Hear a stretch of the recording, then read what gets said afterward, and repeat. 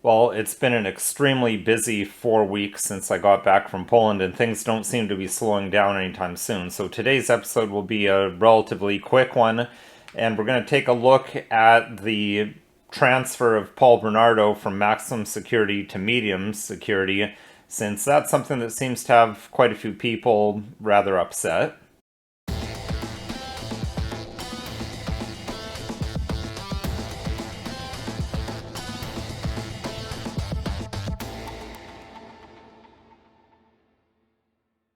Hello, my name is Nicholas Wansbutter. I'm a lawyer in Stratford, Ontario, Canada, and welcome to Don't Talk TV. So I returned from Poland several weeks ago. As you noticed from my Poland videos, although they were filmed while I was there, they were all posted after I was back. I thought this was going to buy me some time to get back into the swing of things. It's been extremely busy. It's probably going to continue that way for the foreseeable future for a variety of factors. But I want to continue to give you content. I know people are interested in it, and there's always new and sometimes good, usually bad developments in the legal field that are worth discussing. So, in recent weeks, people have understandably been quite concerned about the transfer of the notorious rapist and serial killer Paul Bernardo from maximum security to a medium security facility. This is just one article that's representative of the types of ones I've seen from CBC News, titled "Families of Paul Bernardo's Victims Question Serial Killer's Prison Transfer." And it's noted that the Correctional Service of Canada gave no reason for move to medium security prison, citing privacy law, according to a lawyer. It just says here that the lawyer for the families of two of Paul Bernardo's victims says that they were given no warning or explanation about a recent prison transfer that saw the Ontario serial rapist or murderer moved from a maximum security facility to a medium security prison, a move they oppose. So as I said, it's not surprising, it's understandable that the families of the victims of this monster would not want him getting anything perceived as an easier ride. However, to understand why he's being moved to a lower security setting, we need to consider what exactly the principles and purposes of the Corrections Act in Canada are, and just some of the underlying principles in sentencing in Canadian law. First and foremost is that retribution or revenge are not parts of the sentencing regime in Canada, and they're not part of the way people serve sentences. The security classification of prisoners is not designed to be punitive. You don't get put into maximum security as a punishment. You get put into maximum security if you're a risk to the public, and maximum security is what's required to prevent you from escaping and committing more crimes. So we'll just take a quick look at the Corrections and Conditional Release Act.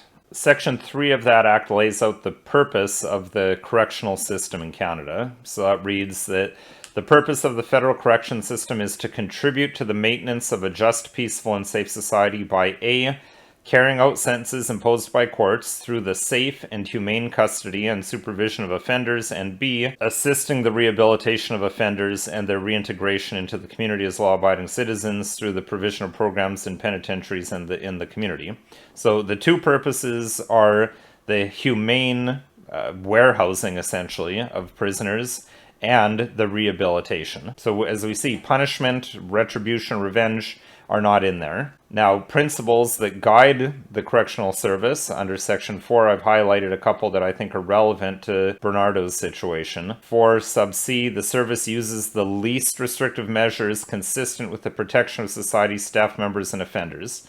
So again, the assessment in how high of a security setting, it's by the protection of society, not as a punishment. And sub D, offenders retain the rights of all members of society except those that are, as a consequence of sentence, lawfully and necessarily removed or restricted. So that's why he still has privacy rights over what went on in his hearing to determine his new security classification. That is also why, just as a side note, prisoners are still allowed to vote in Canada.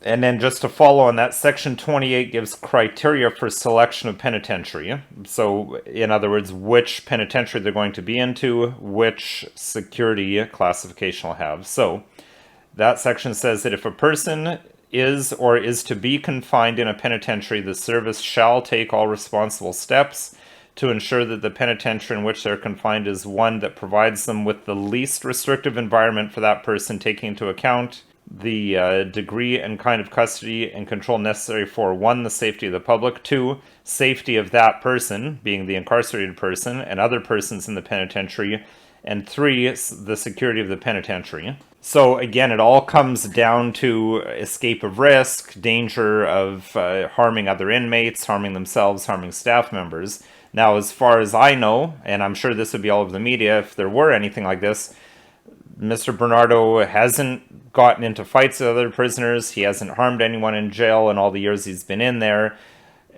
And I imagine that for whatever reason, they've assessed things and they've deemed that he's not an escape risk based on his track record so far. So those are likely all factors that went into him going from a maximum security to a medium security.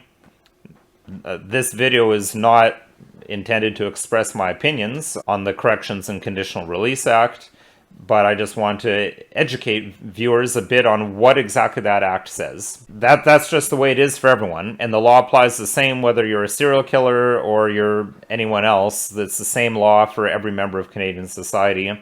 That's the way our corrections laws are designed, and the laws are downstream of politics, which are downstream of culture. So it's all what people want and what society wants in general of how these laws come to be. Now, maybe this Bernardo situation will generate enough interest in what exactly our laws actually are in this topic, and there will be some change. That remains to be seen. Anyway, that's all the time I have for this video. If you need legal advice, call lawyer, because this video is not legal advice. So if you need that, call lawyer, either another or myself. As always, my contact information is listed below. We always welcome show topic recommendations. Contact information for that is below. Please send to the address listed here. Don't go to my law site website and email my office directly, because I have separate people for different things. You contact the law office, they don't really have anything to do with Don't Talk TV, and your email will just be lost. And it'll be lost under the mountain of all the people who are emailing me about things to do with their court case. And of course, if you found this video at all interesting, helpful, or informative, please consider liking, sharing, subscribing, and following us on social media.